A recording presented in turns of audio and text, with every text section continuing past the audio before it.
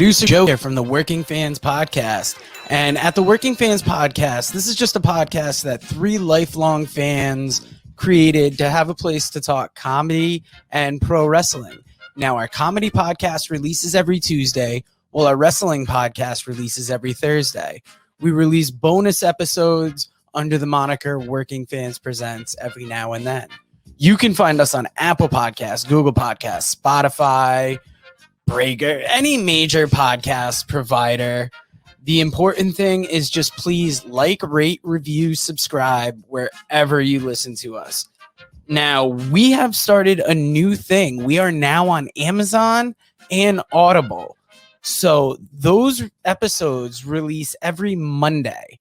And that's kind of going through the archives and just releasing our old episodes in a new area. So if you want to live through the process with us again, take that journey with us again, you can find us over on Amazon and Audible.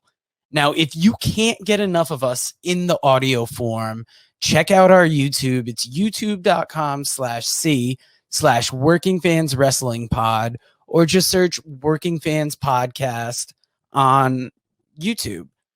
We have the whole archive is up there.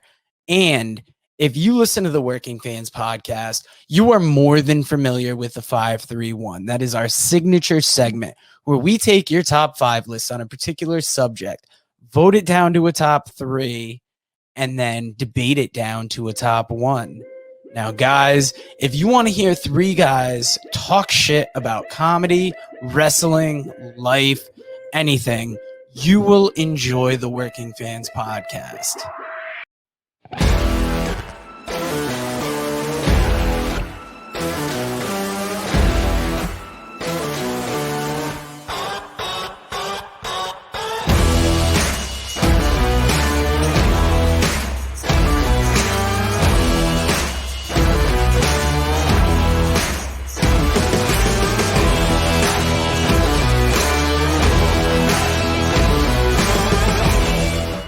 Everybody, it's the Working Fans Podcast with the man they call Dave, and today we got a pro wrestler, a comedian, a podcaster, Mr. Cory Kastle. How you doing today? What's up, Dave? What's going on, man? I like that you're into all these different things. Me myself, like I'm 44 now. And I was just talking about this like with my girlfriend recently, like, and she's noticed it too. Like, I get very excited about people who have many different passions, and I appreciate that. Like, the older I get, when I was younger, it might have fell off, but now I'm like, oh, cool. Maybe it's because you start doing a bunch of shit you don't like. You know? Well, I mean, it might have something to do with that. Maybe it's escapism. You know, maybe it's an escape from, dude. Like, I do all these things that I really like, but then I'll like work these day jobs that I dislike, and this stuff is a good, happy distraction from it, you know, like Zen-like, right? Like almost like that. But I think what's also great to be appreciated is excitement. The fact that you're excited about that stuff, that's something to celebrate too. Yeah, I mean, it definitely, and it's motivating. Like from a creative aspect too. I don't know if this is where I'm just thinking like out loud, but like recently for like us, we started doing a thing after 2 years where we're getting together and meeting up more and brainstorming about ideas. And it's the simplest thing, but man, it motivates the shit out of me sometimes. Now I start talking to other people with creative ideas and I want to do this and that. And it's like, it doesn't feel like such a workload sometimes too. Yeah. I mean, it's kind of easier to relax a little bit on the amount of work that you've got to do when you know somebody else is taking care of it. Absolutely. I would agree with that. Now, how did so I'm assuming wrestling was first before comedy, and I think you were telling me before your dad was a wrestler too? Oh no, my dad. Oh, okay. All right, I misunderstood that. How did you get into professional wrestling then? My dad wasn't a wrestler, so that's not what got me. Definitely not that. No, we were on the phone, and I think I must have just misunderstood that. Oh, yeah. Okay. That's fine. That's pretty good. No, man. There was this dates back to the old 90s. So that's how far we go back in history here. My friend Scott found an article in the newspaper about this wrestling school that was in Bristol, PA, which is like 5 minutes from here. I live in Langhorne, PA, which is the suburbs of Philly. So, so we go and check out this school where there's like kids there. It's all kids our age. We were 14, 15 years old at the time. And this was the summer before ninth grade. And we went there, and it was just basically like this man who was a dropout of the Monster Factory had like decided he was going to open his own school because I guess Larry probably told him he sucked and he needed work. So he was like, "Oh, I'll show you who sucks. I'll start my own thing where I get really drunk and really high and just hurt a bunch of kids. That'll show them." Does not sound like a promising adventure. So this guy would get real drunk and high and stuff, and he would just hurt us and stuff. And he taught us how to like take a back bump, how to run the ropes, how to do a flip bump, and then that's it. Right. So he was like everything. It was like anything you watched on TV, you can show up there and try it. Like, and you know, this was like 98, 99, 2000, right? So this is the peak of like everything that we're watching on TV is great and cool.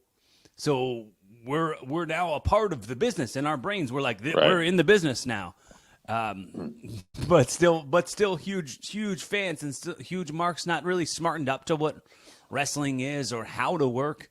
Like, so I was going there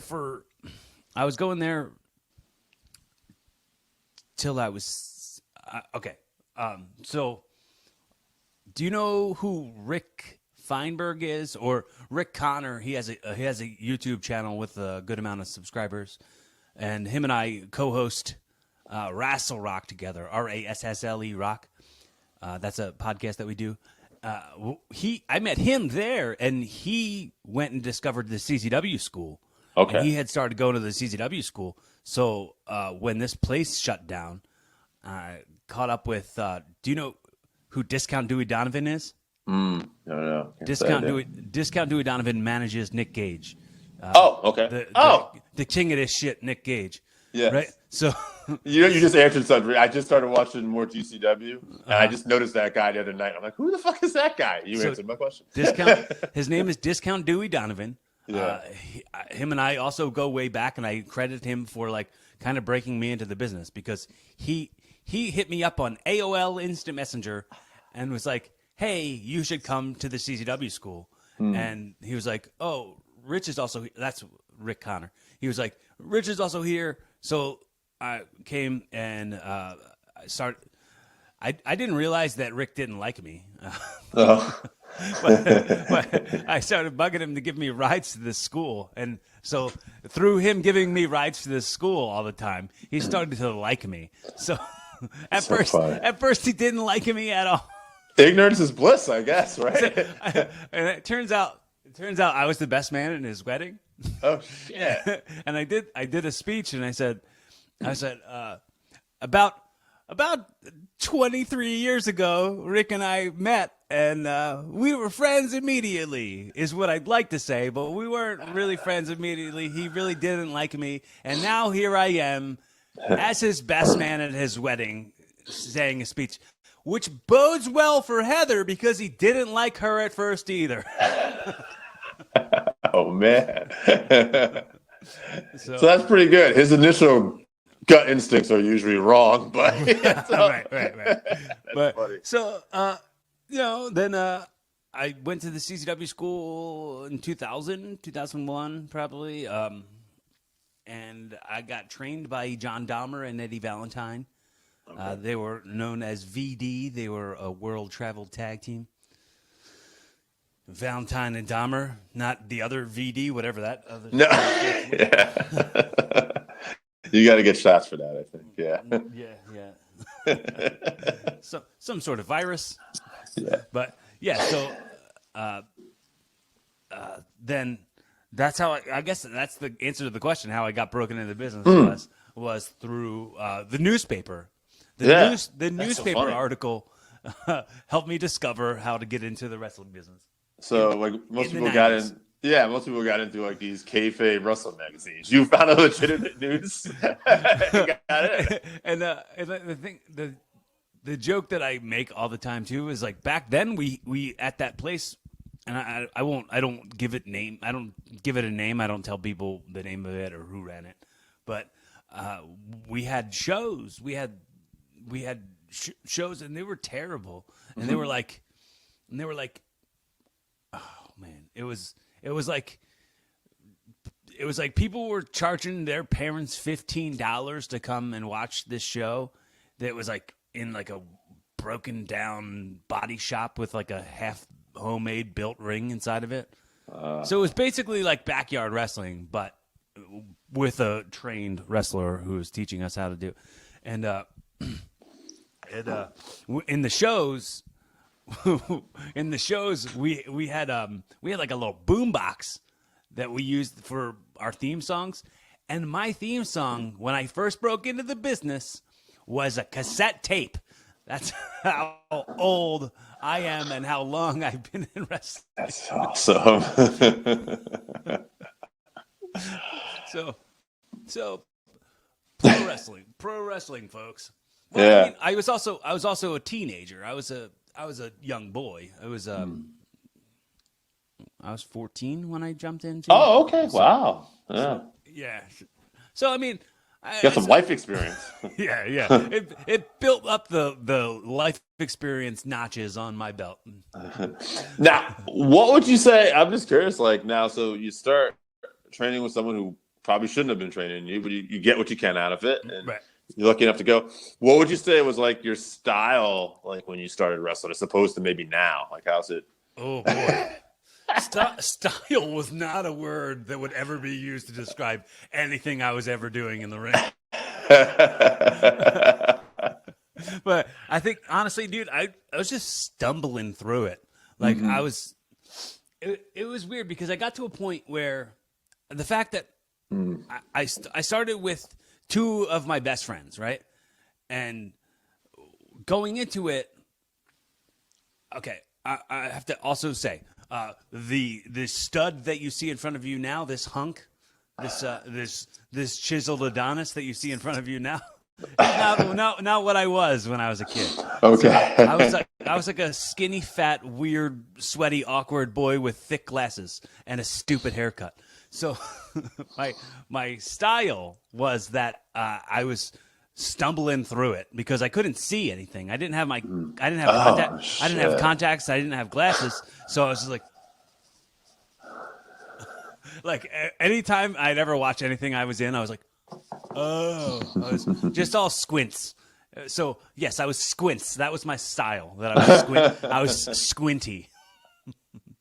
Squintin' Tarantino. I was picturing like maybe this is why your friend didn't like you at first. Maybe you accidentally heard him in the ring and he didn't know you can't see. Maybe that's the case. Maybe I'm not really sure. I mean, I think it was a bit of jealousy, a bit of us starting at the same place and stuff like that. And that's just my I mean, Rick, if you're hearing this, I don't know what it is, but it probably was the fact that you were jealous of me. So funny. I'm just wondering, obviously pro wrestling, we know it's like, it's entertainment, but it's also a very physical thing. The bumps, everything's real. It hurts. Like, do you have any like pre-match like rituals, like, like to get into like, ready to perform and, or the music or anything? I'm just curious. Well, I kind of like to poop before I wrestle. I kind of like to take a good poop before wrestling.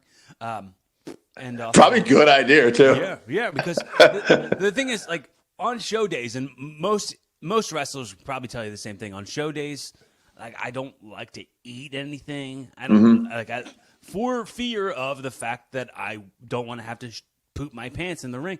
So I have to make sure it's part of my ritual to get the poop stuff taken care of. That's funny, dude. I'll tell you what. I throw that question out there once in a while. That's the best answer I've heard. Yeah. Usually someone will go music or something else. It's the first one. He said, "I gotta take a shit." I love it. It's so awesome, man.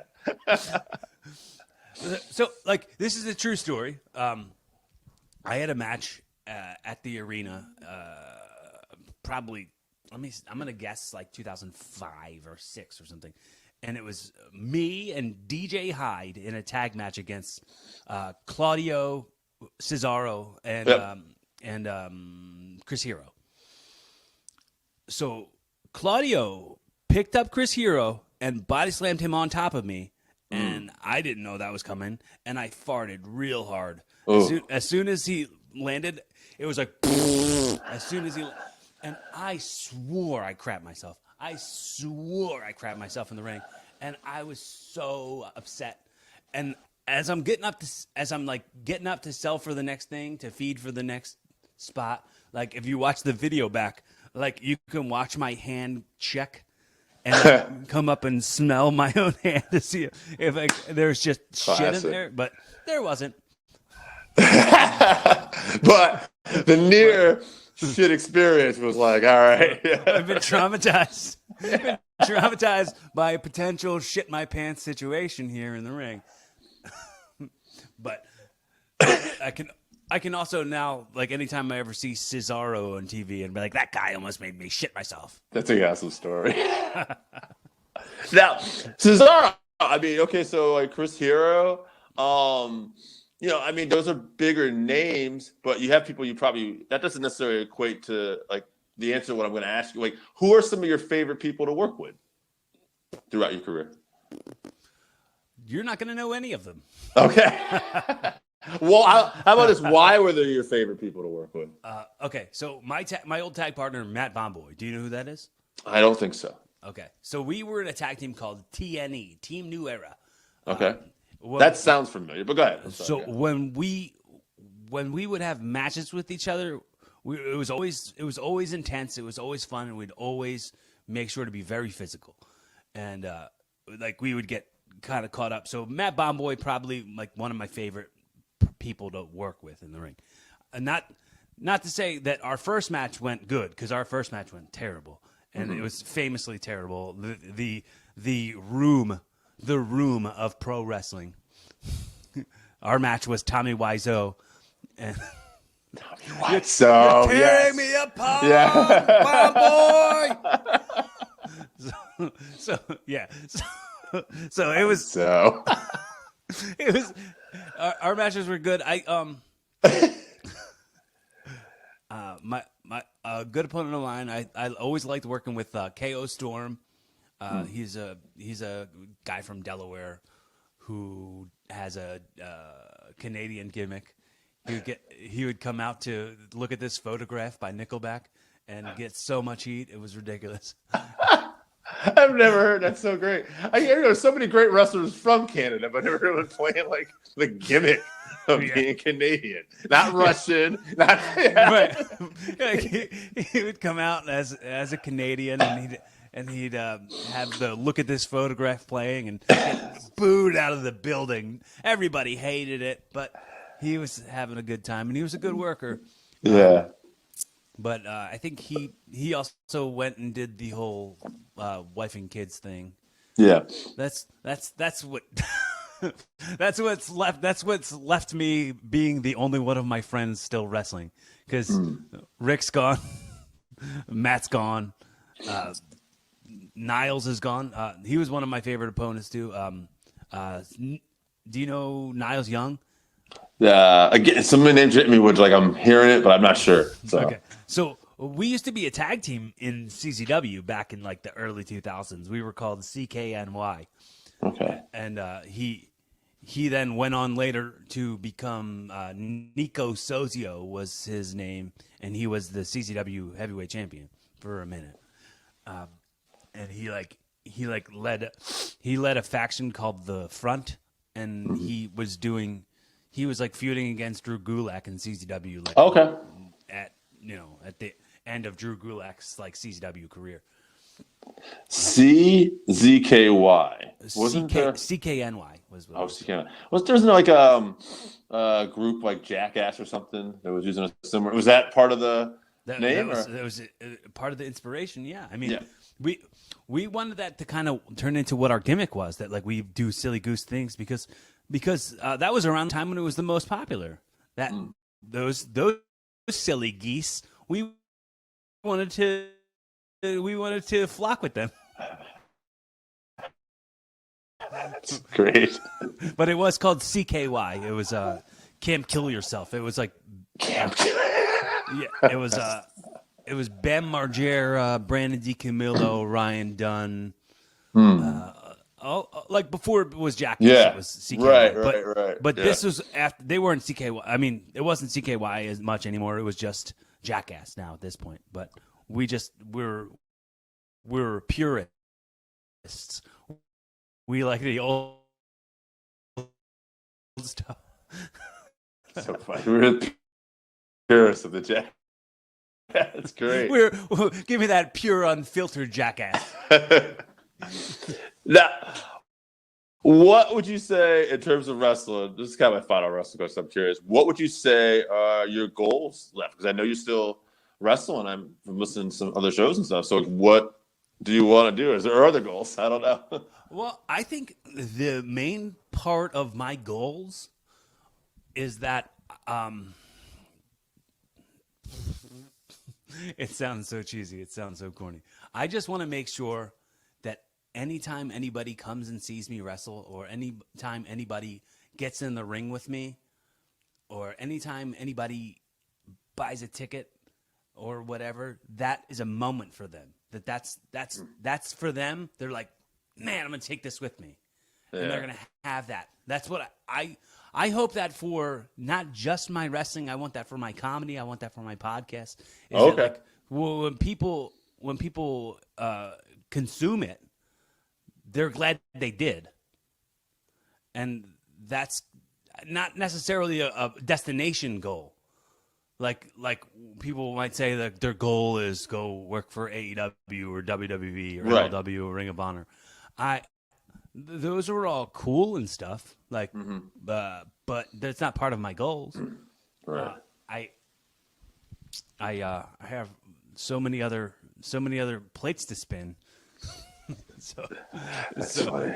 I especially when it comes to like WWE, like I'm not ready to give up my identity. I'm not ready to give somebody else the credit for my success. And I think they'll take all the credit for your success, and I don't think I'm ready for that. Yeah. I equate that to kind of selling your soul a little bit. Yeah, it's interesting. Like the money versus like your personal freedom and time and everything. You know? Yeah. I understand. And also, I won't be able to do my podcast anymore.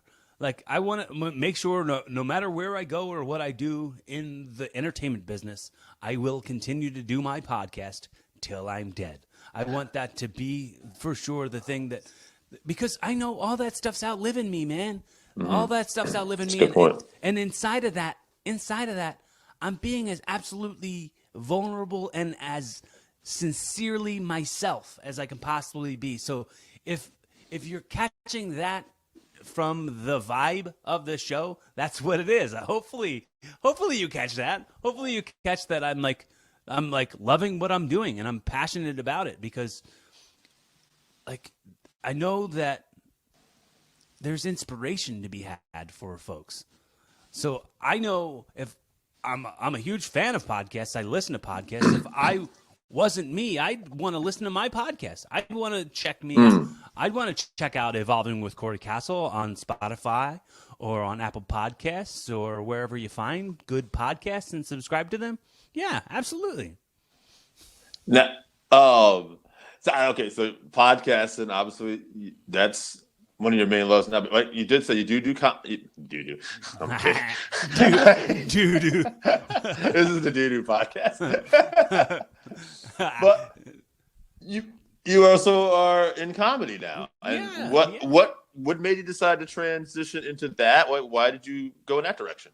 Well, okay, so Okay. I started doing comedy, open mics, like in 2008. So it's been a long, long time, but I didn't take it like super seriously or like commit myself fully to it for a really long time.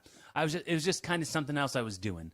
So I would say I wouldn't call myself a comedian for a long time. I would just say I'm somebody who does comedy. Okay. So I think now I'll say I'm a comedian. That's something I'm okay with saying now because I've been doing it long enough and I've been paid well for some of my comedy. So I will go ahead and say I'm a comedian now. but for a while I would just say I'm a person who happens to do comedy every once in a while. And it was I'd say it just passed the 10-year anniversary of I had to have brain surgery 10 years ago. Oh, no shit. And I couldn't wrestle, but I needed a creative outlet. So I went and did some stand-up. And I was doing so 10 years ago, I kind of dug myself a little bit deeper, like my heels a little bit deeper into the comedy world. And I started walking that path. And like the thing that fascinates me about it is that like comedy is such an art form just as is wrestling. Like Yes. exactly the time where it's like building a set is like building a match. So like calling a match is the same. You want to up and down with the folks. So you want to take them on this journey. So it's building the set and seeing what worked this time and what you might want to put into it. It's kind of the same as like building a move set or like trying to put a match together. It's such an art form. And the thing with comedy is I get up there and I can talk to a microphone and I can get the same validation. I can still get that instant gratification of the laughter and applause as I do from being in the ring, except for like I don't have to take my clothes off and no one punches me in my face. All right. Yeah, easier on the body. yeah. No, less risks for concussions. Doing I was thinking, I love it. I love the honesty. It comes so forefront of you because all you have to do is look at this podcast and you've given me two very different answers, but they're very honest. Your pre-match wrestle ritual was taking a poop, but when you came to comedy, you gave me a very serious. I had brain surgery. I had to take some time off, and it led to this metamorphosis. I just appreciate that because it's like, all right, whether it's silly or serious, this is who I am. And yeah, that's science, man. It's the genuine article, right? No, I get that's great. I'm glad I wrote some notes because it helps keep me on task here. You'll go in many different directions. Yeah, we can get lost falling into rabbit holes all day. I love it. Let's do it. All damn rabbit holes, every one of them. I was gonna ask you. Kind of did it a little bit too because like there is that similarity with wrestling and comedy, and to me, it's like when I used to hear. Some of the older timers wrestlers would talk about going to different territories and having to change their style and their move set for this. And I figured, okay, comedy is a similar thing, right? You might not be able to pull the same routine everywhere, but then again, maybe if you might just have to tweak it just a little bit, right? Well, like with comedy and wrestling in that same vein, there's the same kind of like you're working different kinds of crowds and you got to play to the room, you got to read the room before you go and decide that you're gonna like do a risque spot or something. The same with like if you're gonna do some blue material, it's like you got to see like who's gonna get upset about this and who's not. Meaning like and not even anymore. It's not as much of a factor anymore. I mean, it still might be, and it still kind of grosses me out a little bit. But grosses me out because it's like it's old programming, I guess. Like when people still do the stupid homosexual spots, and they're like, like they're doing fake gay spots just for pops, and it's like, leave that. Right. We don't need that. No. No. There's a lot of like great support now. Even in wrestling for the gay community. And yes, but you're right. There is still some of that. It's just like, it just comes off so outdated. It's amateur. It's really amateur. And it's like, like one of my trainers is a gay guy, and we used to put on wrestling shows at gay clubs back in the like I was before all this other crap. I was the first ever LGBT World Wrestling Heavyweight Champion. We did that 2008. So no one else was doing gay shows or anything, but we were doing that. Eddie and I were doing that back in the day, and my gimmick was that I wasn't a real gay. I was a gay for pay, and it would piss Eddie off because I was making his whole community look bad. And so we feuded over the title because he didn't think I was a good representative of his culture. That's so funny. I love that. That is so like symbolic of getting back to pro wrestling. Like it's an art form, right? And also, I guess pro wrestling could be comedy. It could be it could be whatever. That's awesome. That's so funny. Wait.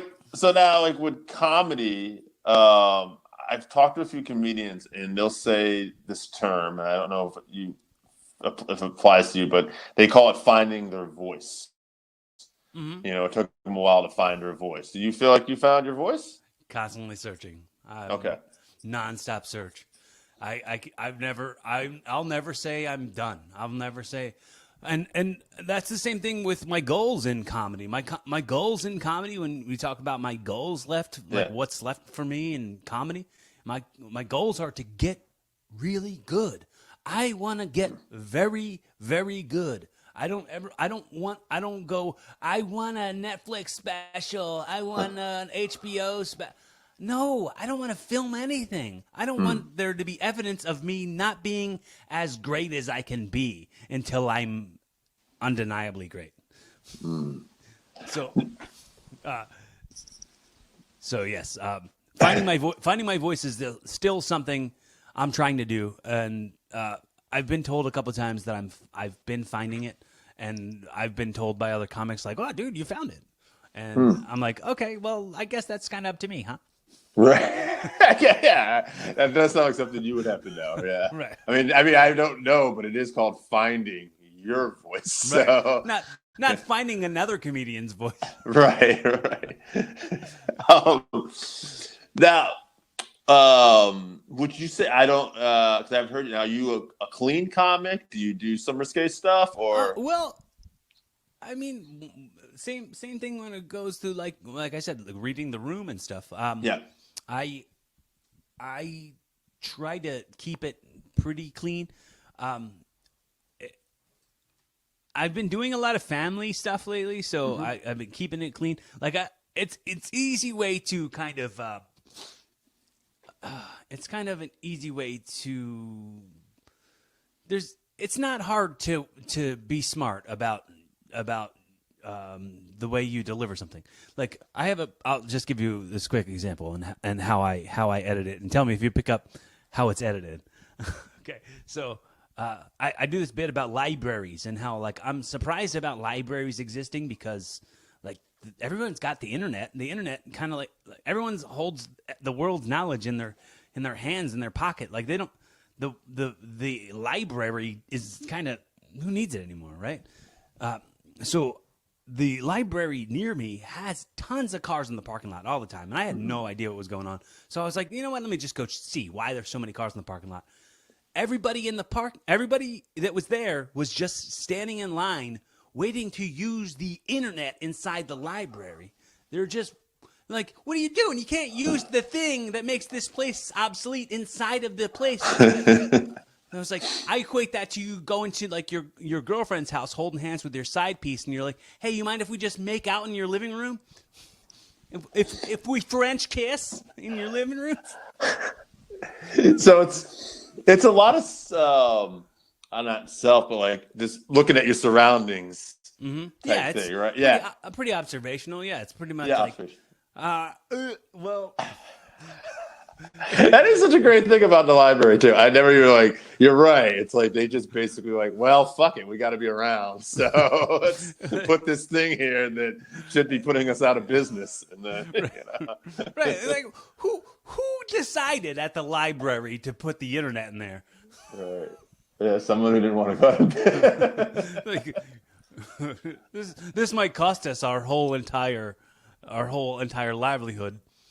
Now, did you have some comedians growing up that you really liked that you were big fans of? Or Oh man, I had a crazy amount of comedians I was big fans of. So I was huge on Dane Cook when Dane Cook was first Harmful to Swallowed when that came out. That was like, well, all right, I've cemented that comedy is going to be a thing I do now. But I'd say Pablo Francisco, his style and his silliness all felt like that something that lent to my childhood voice. That like helped me develop my comedy style was kind of being goofy around my friends. Mike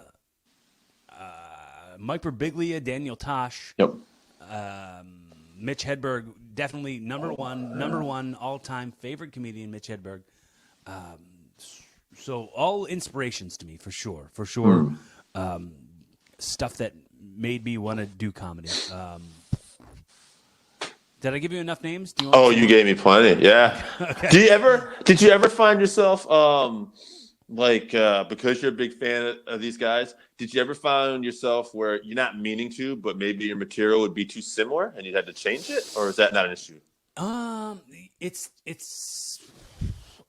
I think it's well known with comedians that a lot of comedians for their first years are kind of doing impressions of their favorite comics. I don't know if you've ever heard that before. Yeah, it sounds like that would be something, right? Because you're trying to develop your own stuff, So but you're also pulling. finding your voice comes when you stop impersonating other people who you look up to. So I'm more me than I've ever been on stage now. So I'm closer to finding my voice than I've ever been. But for sure, wanting to do bits that were like Brian Regan or like Pete Holmes. Like some of these people are my favorite comedians, and I love their style. And we have such similar speech patterns as well. So it sometimes will, and like there's certain things like I stopped doing a thing because of Pete Holmes kind of started doing it. And I was like, there's absolutely no way he got this from me, because there's no way that he would have seen it. But we're good. We got broken up for that second. That once in a while happened. You were explaining about how you like the style of Brian Regan and Pete Holmes. You love their style, but you were going to explanation. You like some bits, some ideas. Inceptual, you know what I mean? Some concepts, some premises. There's absolutely no way. Like, there's only so many things that people can talk about, and it's not like if I bring up a thing, it's like, well, yeah, I mean, he just did that exact thing, but like, he doesn't. There's no way he'll know me. I'm not a famous person who's out here doing comedy in front of hundreds of thousands of people, and I don't have anything online. But I did a bit about looking at the toilet paper after you wipe your ass. I did that, and then Pete Holmes did a bit about that, about Elon Musk looking at his shit on the toilet paper, and then being like, all right, now I'm gonna drive home, get in his car, drive home. Like, the toilet paper was the best technology still. But I had a bit like that I was doing similar about like I was saying, like, I said, make some noise if when you blow your nose, you then look at the tissue. And I'm like, now, same if you look at the tissue after you wipe your tush. And then Pete Holmes had his special come out that he had a bit that was similar to that, and I was like, I'm never going to do that bit again. Not because I think he stole it, and I'm like, not upset about it. I'm like, oh, it's okay. He did it way better. Like, there's certain jokes that if I decide it's okay, I'd never do it again. then there's never anger about it. Like I did this. I was doing this one bit for a while, and somebody did it at an open mic, and it was definitely way better than mine. And I was like, never doing it again. It's not like, hey, that guy stole it from me. Nope, have it. He's way better at it. Oh my goodness. Now, I'm just curious. So now, going full circle here, we got the wrestling, the comedy, podcasting. What made you do podcasting? Okay, so I told you about my other podcast called Wrestle Rock, right? Right. So part of a team doing that. So we were doing it. It was me, Rick Connor, and Matt Flowers started doing this podcast, and we started. I think it's been a long time ago now. So I think 2012 was when we first started podcasting. We started out with our first podcast called Pod Trash, and it was just a silly goose, like stupid ass time with some friends talking about movies and TV and pro wrestling and comedy. Okay, so just hanging out with your friends. Yeah. So we were doing that, and then Rick started going to the Connecticut School of Broadcasting, right? And they had a studio in there, and we started going into the studio to record Wrestle Rock. So we started doing that, and then we went to a different studio. And the studios that we found were all charging us money for studio time. And I had a friend who had a podcast studio close to my house, and it wasn't her studio, but it was where she was recording her podcast. And I was like, hey, how much does Johnny charge you studio time? And she was like, nothing. Why, do you want your own show? And I was like, yeah. Like when I was really asking, thinking like, oh, maybe we can start doing Wrestle Rock there. But I was like, yeah, I want my own show. But I had been thinking about it for a while. I had been thinking about it because of listening to podcasts that inspired me. So I'd say I listened to You Made It Weird with Pete Holmes' podcast, and that lit a fire under me. And I think I listened to tons of WTF, the Mark Maron podcast, and tons of Joe Rogan. And I just wanted another, because the other thing with the studio space that we were renting to do the Wrestle podcast, it was like we'd only have an hour and we'd have to talk about wrestling. And I'd always go like, there's so much more about me that I want people who want to know me to know. Right. And I want to have an outlet for that. So like at the end of the hour every week, I was finding myself going, there was so much I wanted to say that I didn't get a chance to say. So I wanted to have a whole show where I could fill it up with the things that I didn't get a chance to say. Yeah, no, we get it. We've been talking on this show for a while. Like when we brainstormed the name Working Fans, it was going to be a wrestling podcast, but we ended up looking at it as a blessing because we didn't put wrestling in there. That's kind of good because now we can go talk about comedy and we can talk about martial arts we started. And it's like, yeah, I mean, so I guess it's great, right? Like that's one of the great things about podcasting. You can take it wherever you want it. And would you say it's your most fulfilling creatively? Or, I mean, they're all different, obviously. Oh, bro, that's a great question. That is a very great question.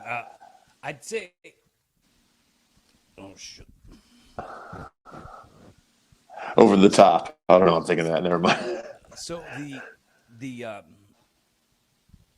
creatively, kinda, it's definitely something I'm very proud that I have. Yeah.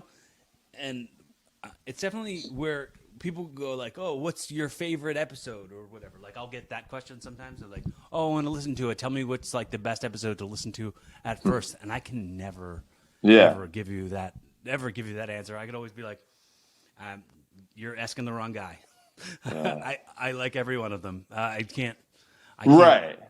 So when it comes to that, because it feels to me like it doesn't take any extra talent to be good at the thing that I really enjoy doing.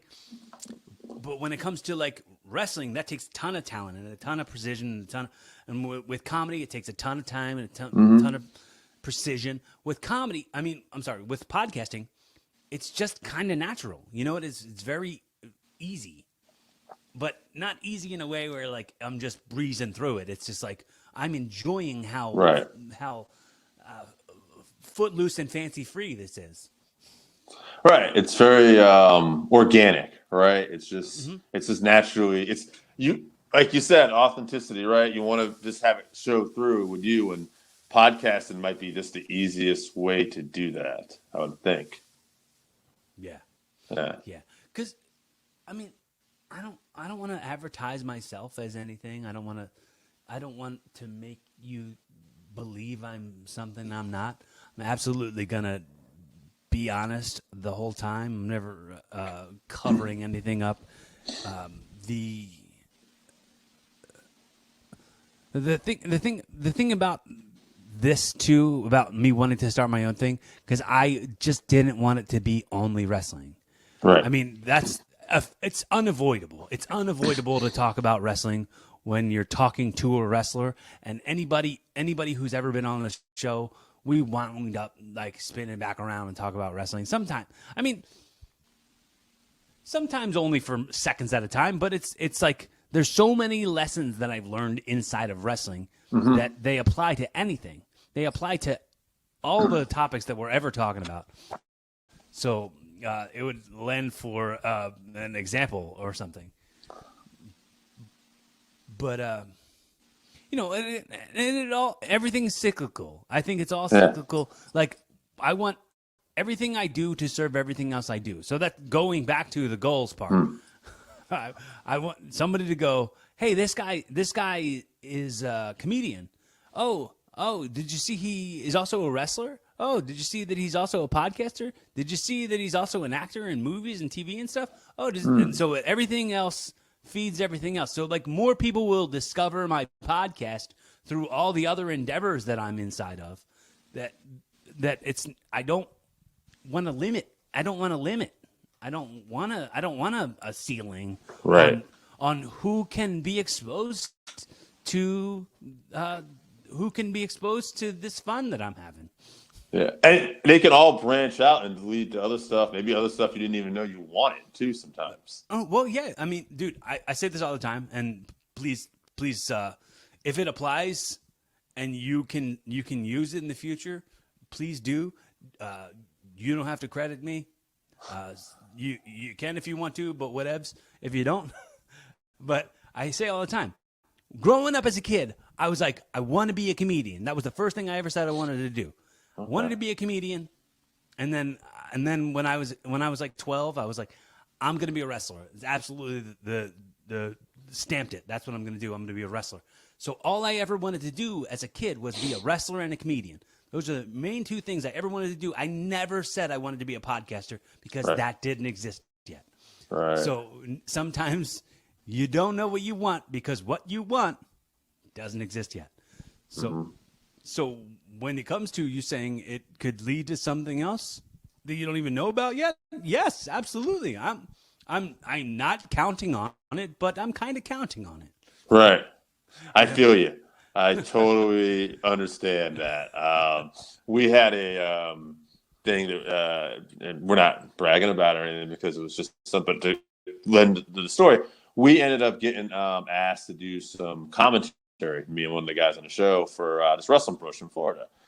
We didn't really get produced. They sent us some videos, so it is what it was. Like when you look back, it's almost like you watch yourself and like, but it was still a fun experience. Because, there's that young kid in you that's like remembering listening to Jim Ross and, all the other favorite, Girl Monsoon, whatever, commentators. And I'm just like, it's pretty fucking cool. I didn't know. I just was doing a podcast. I wasn't planning on doing that. And like, it kind of kept my eyes open like, oh, this could lead to other stuff from time to time. And that's pretty cool.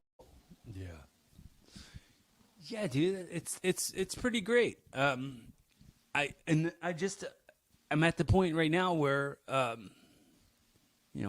haven't done a whole lot of episodes lately because I started working 2 jobs, and I was working 1 job before, and it was like every Monday through Friday. So I knew that like Monday through Friday, I could get out of work and record a podcast, and now it's like I'm serving tables at a restaurant, which is like you never know when you're gonna get out or when you're, so it's kind of like an ends to me, like and, it's mostly it's just a job, and then I'm working part time at my gym, so I'm just there 2 days and I go right from there to the other job. So it's not like I could record during those times that I'm now not home. So I can't record. Right. Right. Yeah. There's that time trying to balance. Scheduling wise, it's been tougher to record stuff, but it's anytime I ever do, it's just like jumping right back on the horse. You know what I mean? It's like riding a bike. It's the same amount of fun from last time. Now, have you done any acting recently too, or? The last thing I did, it's not out yet, but it's called Not for Nothing. I don't know where it's going to be streaming on, if it will be, but I think it's like doing the festival circuits right now. It's directed by this guy Frank Tartaglia, written and directed by Frank Tartaglia, but it's starring Mark Webber, who's from Scott Pilgrim. He was one of the. He was Stephen Stills in the Scott Pilgrim. Okay. But that was the last thing I did, and that was mid. I don't want to say mid COVID, but it was while COVID was still going on. So we all had to wear masks and get COVID tests every day before we shot. But before that, I did. I haven't been doing a ton because really, like before quarantine started, before COVID started, before 2020. The whole disaster of it all, the world. I was making the bulk of my income from like acting and doing background work and stuff for TV shows and movies and stuff, and that was like how I was paying my rent and doing that and like side hustling with Uber Eats or something. But then it all started the COVID, and I then started working. I just started working a regular job. I started working. I was doing HVAC like as a apprentice, and I did it till August, and I got to a point where the person I was working for was being too manipulative and treating me in a nature that I did not appreciate. So I had to get that person out of my life. So it was less about me wanting to quit that job because I didn't necessarily want to quit working. I wanted that money, but I definitely wasn't going to allow myself to be punished, as I was being punished in a way that I didn't deserve because I'm not a child, but I was being spoken to like I was a child. Oh yeah, and I'm not doing that. No. You got to get those people out of your life. That's a good lesson for anybody, man. Like, I own a little business delivering bread, and it's not like the best because like the hours are kind of rough. But one of the reasons that led me to that was because I got tired of. I was in a management position sometimes stuff too, and it was just very negative. You end up having to be the guy you don't want to be sometimes, and then you can't rely on people all the time, and you get disappointed. And it's like, I kind of want to do my own thing, and I was lucky enough to get into that. But then that also doing that and not like kind of liking it, but not loving it, made me realize, like, I started going, hey, what else can we do here? And it was like after my divorce, we started talking about podcasting and stuff like that. And like, and that's just like so fun, right? That's when you get to create, and it's part of it is like, you want just positive people in your life. And that's a skill too, I think, too, sometimes. Sometimes we don't have as much control over it as we like, but there is a skill to like picking positive people in your life too, I think. You know what's funny? And I go back to this in my brain a lot, and I've talked about it a few times on my podcast, Evolving with Cory Kastle on Spotify and Apple Podcasts. Check that shit out. I had to be like 7 or 8 or something. I know I was a child. I know I was really young, but I remember the moment I was sitting in my room at the time. My mom had set up the room where there was a toy box that like flipped to a desk. So like the back of it, it was a bench that you could flip and it would turn into a desk, right? And I was sitting at that desk, and up on the walls there was like a map of the United States on the one wall, and on the other wall to my left there was a map of the world, right? And I remember looking up at those things and thinking about how everything I see through my eyes is like a TV show for aliens or God or whatever. I was like, this has got to be some sort of sacred transmission. So I started then thinking my life was this TV show or movie. So I don't think I really applied anything until like later on, until I got like really hard into that memory where I was like, well, you know, I want to cast my show, the show that's me. I want to make sure the cast of this show is serving the plot of this show. So cast your show that serves your plot. Right. That's interesting. Yeah. So there you go. Get the right characters and actors to be in your show. Well, I would also say this other thing. I always say, think about the top 5 people that you hang out with and talk to the most. Mm-hmm. Think about how many of those people want anything from you, or are getting anything from you, or are relying on you for anything. Mm-hmm. And like, question whether or not they belong in your top 5. Oh yeah.